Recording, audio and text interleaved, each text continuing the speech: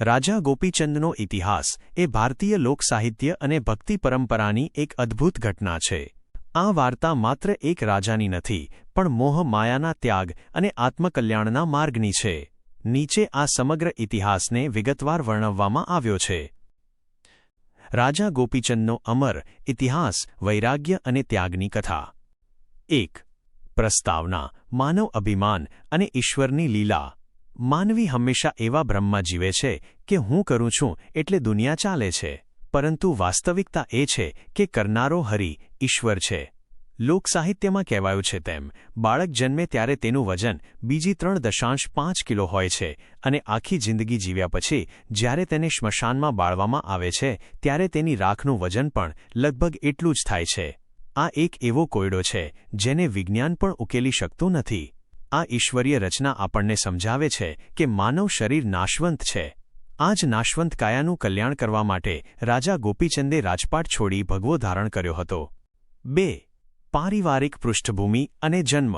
ગોળ બંગાળ નામના સમૃદ્ધ રાજ્યમાં યદુવંશી રાજા તલકચંદ રાજ કરતા હતા. તેમના લગ્ન ઉજ્જૈન નગરીના રાજા અને 92 લાખ માળવાના ધણી ભરથરીના સગા બહેન મેનાવતી સાથે થયા હતા. મેનાવતી પોતે ખૂબ જ સંસ્કારી અને ભક્તિભાવવાળા સ્ત્રી હતા. સમય જતાં તેમને ત્યાં એક પુત્રીનો જન્મ થયો, જેનું નામ ચંપાવતી રાખવામાં આવ્યું. જ્યારે ચંપાવતી 4 વર્ષની હતી ત્યારે રાજ્ય પર સંકટ આવ્યું. પડોશી રાજ્યના દુશ્મનોએ હુમલો કર્યો. રાજા તલકચંદે બહાદુરીથી યુદ્ધ કર્યું. તેમનું શરીર તલવારોના ઘાથી ચાળણી જેવું થઈ ગયું હતું, છતાં તેઓ લડતા રહ્યા.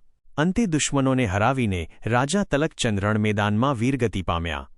રાણી મેનાવતી પોતાના પતિ પાછળ સતી થવા માંગતા હતા, પરંતુ તે સમયે તેઓ ગર્ભવતી હતા. રાજ્યના વિદ્વાનો અને સંતોએ તેમને રોક્યા અને સમજાવ્યું કે ગર્ભમાં બાળક હોવાથી સતી થવું એ શાસ્ત્ર વિરુદ્ધ છે અને તે 2 હત્યા ગણાશે.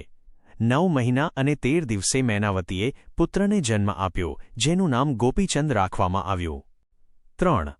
માતા મેનાવતી અને ગુરુ જાલંધરનાથ. ગોપીચંદ યુવાન થયા અને ગોળ બંગાળના રાજા બન્યા. તેમના લગ્ન રાણી લુમાવતી સાથે થયા. બીજી તરફ મેનાવતી આધ્યાત્મિક માર્ગે વળ્યા હતા. એક દિવસ તેમના રાજ્યમાં યોગી જાલંધરનાથ આવ્યા. મેનાવતીએ તેમની સેવા કરી અને તેમની પાસેથી દીક્ષા માંગી.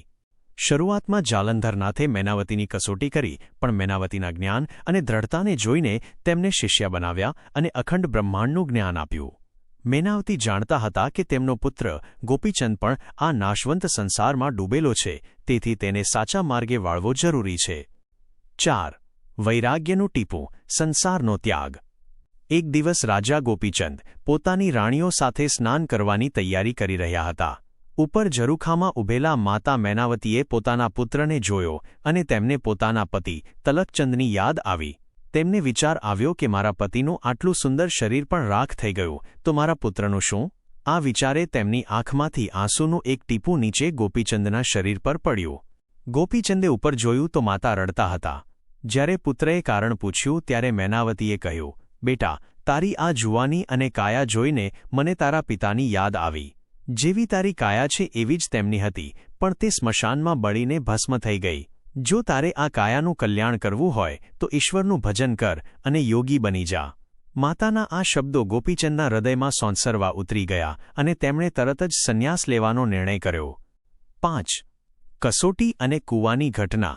રાણી લુમાવતીને ગોપીચંદનો આ નિર્ણય ગમ્યો નહીં. તેણે ગોપીચંદને ભરમાવ્યા કે આ બધું પેલો બાવા જાલંધરનાથ જે ઘોડારમાં બેઠો છે તેના કારણે થઈ રહ્યું છે. ગોપીચંદે ક્રોધમાં આવીને ગુરુ જાલંધરનાથને કૂવામાં નંખાવી દીધા અને ઉપર ઘોડાની લાદ નંખાવી દીધી. જાલંધરનાથ તો સિદ્ધ યોગી હતા. તેઓ અંદર 12 વર્ષ સુધી સમાધિમાં રહ્યા. 12 વર્ષ પછી જાલંધરનાથના ગુરુભાઈ મચ્છિન્દ્રનાથના શિષ્ય ગોરખનાથ ત્યાં આવ્યા. તેમને ખબર પડી કે તેમના ગુરુભાઈ કૂવામાં છે. ગોરખનાથે ગોપીચંદને સત્યનું ભાન કરાવ્યું. ગોપીચંદને પસ્તાવો થયો. ગોરખનાથના કહેવા મુજબ ગોપીચંદે 5 પૂતળા બનાવ્યા, કારણ કે જાલંધરનાથ જ્યારે બહાર નીકળે ત્યારે તેમના તેજથી ગોપીચંદ બળી ન જાય. જાલંધરનાથના ક્રોધથી 5 પૂતળા ભસ્મ થઈ ગયા અને 6ઠ્ઠી વાર ગોપીચંદ પોતે ચરણોમાં પડ્યા. ગુરુએ તેમને માફ કર્યા અને દીક્ષા આપી. મામા અને ભાણેજની જોડી, ભરથરી અને ગોપીચંદ. ઇતિહાસમાં રાજા ભરથરી અને રાજા ગોપીચંદનું નામ હંમેશા સાથે લેવામાં આવે છે. તેનું કારણ એ છે કે ભરથરી એ ગોપીચંદના સગા મામા હતા. બંને જણે અઢળક સંપત્તિ અને વૈભવ છોડીને જોગીનો વેશ ધારણ કર્યો હતો. ગુરુની આજ્ઞા મુજબ ગોપીચંદે પોતાની પત્ની લુમાવતી પાસે જઈને ભિક્ષા દેહી મૈયા કહીને ભિક્ષા માંગી. પોતાની પત્નીને માં કહેવી એ કોઈપણ પુરુષ માટે સૌથી મોટો ત્યાગ છે. 7. અંતિમ કસોટી અને અમરત્વ. ગોપીચંદ સાધુ બની ગયા પછી પણ માતા મૈનાવતીએ તેમની છેલ્લી પરીક્ષા કરી કે પુત્રમાં હજી મોહ તો નથી ને. તેમણે સ્મશાનમાં ગોપીચંદનું આસન ઓઢીને સૂઈ જઈને જોયું કે ગોપીચંદને આસન પ્રત્યે મમત્વ છે કે નહીં. જ્યારે ગોપીચંદે આસન છોડવાની તૈયારી બતાવી ત્યારે માતાને ખાતરી થઈ કે હવે મારો પુત્ર સાચો જોગી બની ગયો છે. ગોપીચંદે પોતાની બહેન ચંપાવતીના નગરમાં જઈને પણ ભિક્ષા માગી. બહેન તેને ઓળખી ગઈ અને ખૂબ વિલાપ કર્યો, પણ ગોપીચંદ હવે સંસારના તમામ બંધનોથી મુક્ત થઈ ચૂક્યા હતા. તેઓ નવનાથમાં સ્થાન પામ્યા અને લોકસાહિત્યમાં તેમનું નામ અમર થઈ ગયું. નિષ્કર્ષ. રાજા ગોપીચંદની કથા આપણને શીખવે છે કે મૃત્યુ નિશ્ચિત છે અને આ સંસાર ક્ષણભંગુર છે. જો મનુષ્ય અમર થવું હોય તો કાં તો ઈશ્વરની ભક્તિ કરવી જોઈએ અથવા કવિની કલમે ચડવું જોઈએ. ગોપીચંદે આ બંને પ્રાપ્ત કર્યું. આજે પણ ભજનો અને કથાઓ દ્વારા તેમનો ત્યાગ ગવાય છે. શું તમે રાજા ભરથરી અથવા યોગી ગોરખનાથ વિશે વધુ વિગતવાર જાણવા માંગો છો? રાજા ગોપીચંદનો ઇતિહાસ એ માત્ર એક રાજવી પરિવારની ગાથા નથી, પરંતુ તે ભારતીય સંસ્કૃતિમાં વૈરાગ્ય અને ત્યાગની પરાકાષ્ઠા છે. આ કથા આપણને શીખવે છે કે ભૌતિક સુખ સુવિધાઓ અને સત્તા ગમે તેટલી મોટી હોય પણ આત્માના કલ્યાણ અને ઈશ્વરીય સત્ય સામે તે બધું જ ક્ષણભંગુર છે. નીચે રાજા ગોપીચંદનો સંપૂર્ણ ઇતિહાસ વિગતવાર રજૂ કરવામાં આવ્યો છે. રાજા ગોપીચંદનો અમર ઇતિહાસ, મોહત્યાગ અને આત્મસાક્ષાત્કારની કથા. 1. માનવ જીવનનું સત્ય અને આધ્યાત્મિક ભૂમિકા. લોકસાહિત્યના મર્મીઓ કહે છે કે માનવ જાણે કે હું કરું, પણ કરતલ દૂજો કોઈ. માણસ એમ માને છે કે આખી દુનિયા તેના પ્રયત્નોથી ચાલે છે, પણ હકીકતમાં બધું હરિની મરજીથી થાય છે. વૈજ્ઞાનિક દૃષ્ટિકોણથી જોઈએ તો બાળકના જન્મ સમયનું વજન અને મૃત્યુ પછી તેની રાખનું વજન ઘણીવાર આશ્ચર્યજનક રીતે સમાન હોય છે. આ દર્શાવે છે કે આપણે પૃથ્વી પરથી કાંઈ સાથે લાવતા નથી અને કાંઈ લઈ જતા નથી. રાજા ગોપીચંદની કથા આજ શાશ્વત સત્ય પર આધારિત છે. 2. ગોળબંગાળનું રાજ્ય અને વંશાવલી. આ વાર્તા શરૂ થાય છે ગોળબંગાળ નામના સમૃદ્ધ રાજ્યથી. ત્યાં યદુવંશી રાજા તલકચંદનું શાસન હતું. તલકચંદ એક પરાક્રમી અને પ્રજાલક્ષી રાજા હતા. તેમના લગ્ન ઉજ્જૈન નગરીના મહાન રાજા ભરથરીના સગા બહેન મૈનાવતી સાથે થયા હતા. મૈનાવતી માત્ર એક રાણી નહોતા, પણ તે જ્ઞાન અને ભક્તિના માર્ગે ચાલનારા એક ઉચ્ચ કોટીના નારી હતા. તલકચંદ અને મૈનાવતીને ત્યાં પ્રથમ એક દીકરીનો જન્મ થયો, જેનું નામ ચંપાવતી રાખવામાં આવ્યું.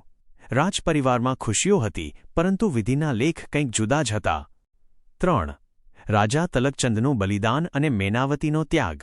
જ્યારે ચંપાવતી માત્ર 4 વર્ષની હતી ત્યારે પડોશી રાજ્યના દુશ્મનોએ બંગાળ પર આક્રમણ કર્યું. ચારણો અને બારોટોએ રાજાને જગાડ્યા. રાજા તલકચંદે પોતાની શમશેર ઉઠાવી અને રણમેદાનમાં કૂદી પડ્યા. યુદ્ધ એટલું ભયંકર હતું કે રાજાના શરીરમાં તલવારોના અસંખ્ય ઘા વાગ્યા. તેમનું શરીર ગરબાની જેમ વિંધાઈ ગયું, છતાં તેઓ રાજ્યની રક્ષા માટે લડતા રહ્યા. અંતે વિજય મેળવ્યા બાદ રાજાએ વીરગતિ પ્રાપ્ત કરી. રાજધર્મ મુજબ મૈનાવતી સતી થવા માંગતા હતા, પરંતુ તે સમયે તેઓ ગર્ભવતી હતા. રાજ્યના વેદો અને સંતોએ તેમને રોક્યા અને સમજાવ્યું કે ગર્ભમાં રહેલા બાળકનો જીવ લેવો એ પાપ છે. પોતાના સંતાન માટે મૈનાવતીએ સતી થવાનો વિચાર માંડી વાળ્યો અને પુત્રના જન્મની રાહ જોઈ. 4. ગોપીચંદનો જન્મ અને રાજ્યાભિષેક. સમય જતાં મૈનાવતીએ એક તેજસ્વી પુત્રને જન્મ આપ્યો, જેનું નામ ગોપીચંદ રાખવામાં આવ્યું.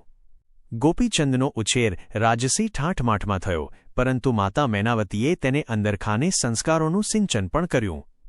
ગોપીચંદ યુવાન થયા એટલે તેમનો રાજ્યાભિષેક થયો અને તેમના લગ્ન અત્યંત સુંદર રાણી લુમાવતી સાથે થયા. રાજા ગોપીચંદ પાસે અઢળક સંપત્તિ, સુંદર રાણીઓ અને વિશાળ સત્તા હતી. 5. ગુરુ જાલંધરનાથનું આગમન. દરમિયાન માતા મૈનાવતીએ મહાન સિદ્ધ યોગી જાલંધરનાથ પાસેથી દીક્ષા લીધી હતી. જાલંધરનાથ કોઈ સામાન્ય સાધુ નહોતા, તેઓ ભગવાન દત્તાત્રેયની પરંપરાના સિદ્ધ પુરુષ હતા. મૈનાવતીએ રાજમહેલના વૈભવ વચ્ચે પણ ગુરુની સેવા કરી અને બ્રહ્મજ્ઞાન પ્રાપ્ત કર્યું. તેઓ જાણતા હતા કે તેમનો પુત્ર ગોપીચંદ જે વૈભવમાં રાચી રહ્યો છે તે એક દિવસ ધૂળમાં મળી જવાનો છે. વૈરાગ્યનો પ્રસંગ. માતાના આંસુ. એક સવારે રાજા ગોપીચંદ સ્નાન કરી રહ્યા હતા. ઉપર ઝરૂખામાં ઊભેલા મૈનાવતીની નજર પોતાના પુત્રના તેજસ્વી શરીર પર પડી. તેમને યાદ આવ્યું કે ગોપીચંદના પિતા તલકચંદનું શરીર પણ આવું જ બળવાન હતું, પણ આજે તે ક્યાં છે? સ્મશાનમાં રાખ થઈ ગયું. આ વિચારે માતાની આંખમાંથી આંસુનું એક ટીપું નીચે પડ્યું અને ગોપીચંદની પીઠ પર સ્પર્શ્યું. ગોપીચંદે આશ્ચર્યથી ઉપર જોયું. આકાશમાં વાદળ નહોતા, તો આ પાણી ક્યાંથી આવ્યું? જ્યારે માતાને રડતા જોયા ત્યારે દોડીને તેમની પાસે ગયા. માતાએ કહ્યું, બેટા, તારી આ કાયા જોઈને મને તારા પિતાની યાદ આવી. આ શરીર નાશવંત છે. જો તારે સાચે જ અમર થવું હોય તો આ રાજપાટ છોડીને યોગી બની જા. માતાના આ વેણ ગોપીચંદના હૃદયમાં તીરની જેમ વાગ્યા અને તેમને સંસાર પ્રત્યે અરુચિ થઈ ગઈ. 7. કસોટી, કાવતરું અને 12 વર્ષની સમાધિ. રાણી લુમાવતીને જ્યારે ખબર પડી કે ગોપીચંદ સાધુ બનવા માગે છે ત્યારે તેણે પ્રપંચ રચ્યો. તેણે ગોપીચંદને સમજાવ્યા કે આ બધું પેલો સાધુ જાલંધરનાથ જે ઘોડારમાં રહે છે તે જ કરાવી રહ્યો છે. ક્રોધમાં અંધ થયેલા ગોપીચંદે ગુરુ જાલંધરનાથને પકડીને ઊંડા કૂવામાં નંખાવી દીધા અને ઉપર ઘોડાની લાદ અને કચરો નંખાવી દીધો. પરંતુ જાલંધરનાથ તો સિદ્ધ હતા. તેઓ કૂવાની અંદર જ સમાધિમાં બેસી ગયા. 12 વર્ષ વીતી ગયા.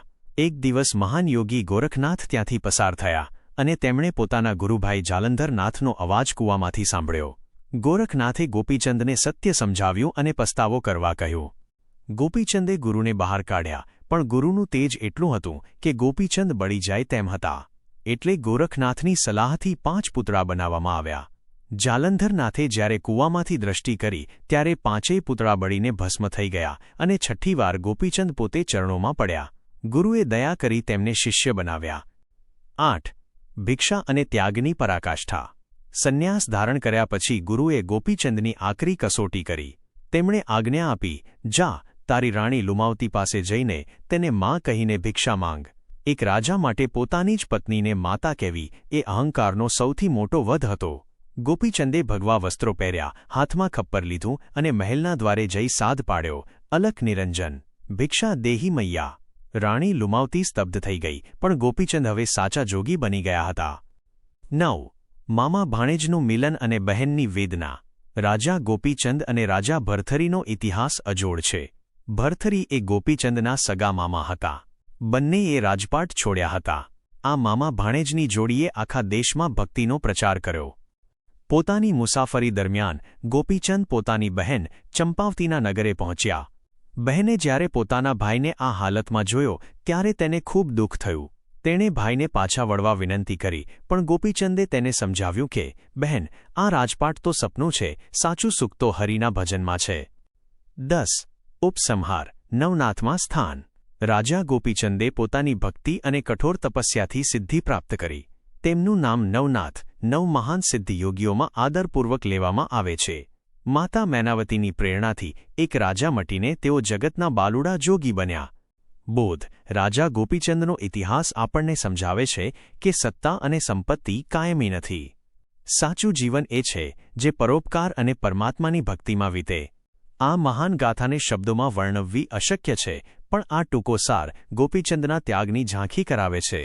તમે હવે રાજા ભરથરી કે ગુરુ ગોરખનાથ વિશે જાણવા ઈચ્છો છો?